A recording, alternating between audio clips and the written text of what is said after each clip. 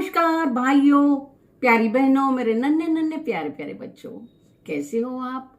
आज आपकी दादी नानी फिर हाजिर हैं आपको एक नई कहानी रामायण में से सुनाने के लिए।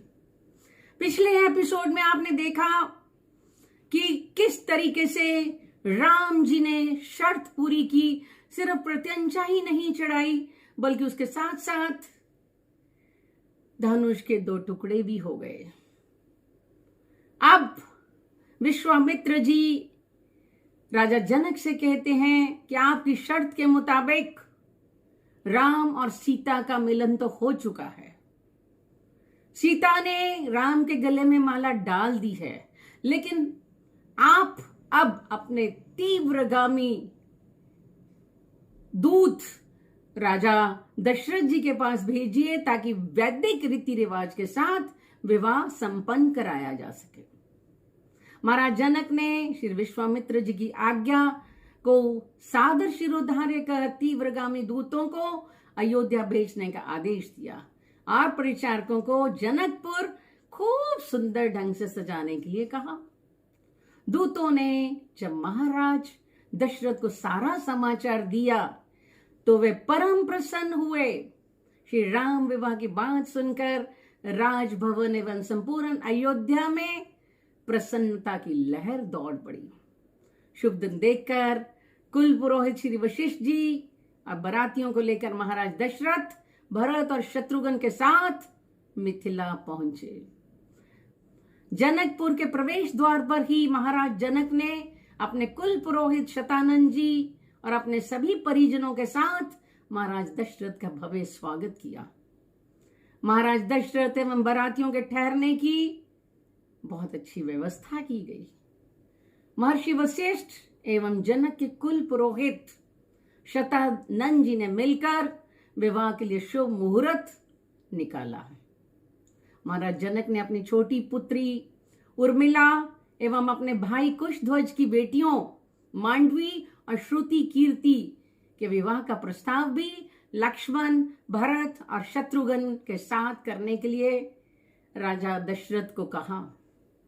सर्वसम्मति से इस प्रस्ताव को स्वीकार कर लिया गया। अब एक शादी नहीं होनी बल्कि 4 शादियां होनी है। विवाह की तैयारी शुरू हो गई। सारे नगर में खुशी उत्साह की लहर दौड़ रही है। महोत्सव का वातावरण है। ध्वज, तोरण, कदली, स्तंभ, वंदन बार से शहर सज रहा है। प्रत्येक घर के आगे मंगल कलश रखे हैं, रंगोली से सजाया गया, मंगल वाद्य बज रहे हैं। विवाह मंडप को नाना प्रकार की मंगल रंगों से, मंगल वस्तुओं से अलंकृत किया गया। मंडप बहुत खूबसूरत नजर आ रहा है। विवाह का शुभ दिन आया। उस दिन उत्तर फागुनी नक्षत्र था। सुंदर वस्त्रों और अलंकारों से सुशोभित वो चारों भाई इतने खूबसूरत नजर आ रहे हैं जिसका वर्णन नहीं किया जा सकता। सभी लोग उन्हें देखकर मंत्र मुग्ध हो रहे हैं। श्री राम, भरत, लक्ष्मण और शत्रुघ्न विवाह मंडप में आए और सीता के साथ उर्मिला, मांडवी और श्रुति कीर्ति भी महाराज जनक ने उनको मंडप पर बुलाया। उनकी अलौकिक शोभा से विवाह मंडप जगमगा रहा है। महाराज जनक ने गुरु वशिष्ठ जी से विवाह विधि शुरू करने की प्रार्थना की। पहले शास्त्र विधि के साथ विवाह मंडप की पूजा की गई। फिर होम कुंड में अग्नि प्रज्वलित की गई, क्योंकि हमारे यहाँ अग्नि को साक्षी मानकर ही विवाह को संपन्न कराया जाता है। वैदिक मंत्रों के उच्चारण के साथ आकाश गूंज उठा। 16 श्रृंगारों से सजी सीता का हाथ श्री राम के हाथ में देकर महाराज जनक ने कहा, राम, मेरी पुत्री सीता का पानी ग्रहण करो। ये तुम्हारी पत्नी बनकर तुम्हारे धर्म की आचरण की अभिन्न सहयोगिनी बनेगी। इसी तरीके से उनकी बहनों उर्मिला का हाथ लक्ष्मण के हाथ में दे दिया गया। मांडवी का हाथ भरत के हाथ में दे दिया गया अश्रुति कीर्ति का हाथ शत्रुघ्न के हाथ में दे दिया गया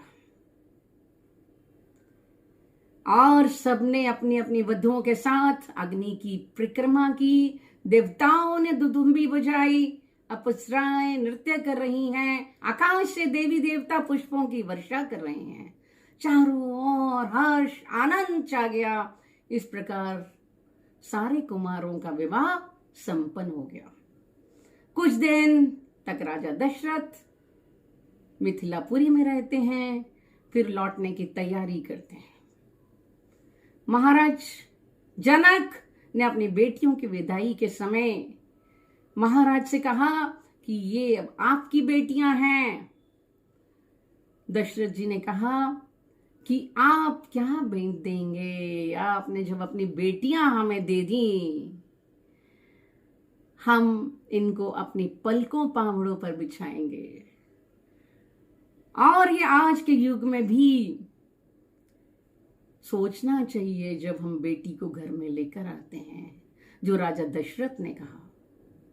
इस तरीके से बहुत दुखी मन के साथ राजा जनक और पूरी मिथिलापुरी अपनी आंखों में आंसू लिए सीता के साथ उर्मिला, मांडवी और श्रुति कीर्ति को विदा करती हैं और अब वो अयोध्या की तरफ रवाना होते हैं। इस तरीके से बालकांड का समापन हो जाता है और अगली एपिसोड में हम अयोध्या में उन सबको मिलेंगे। जय श्री राम।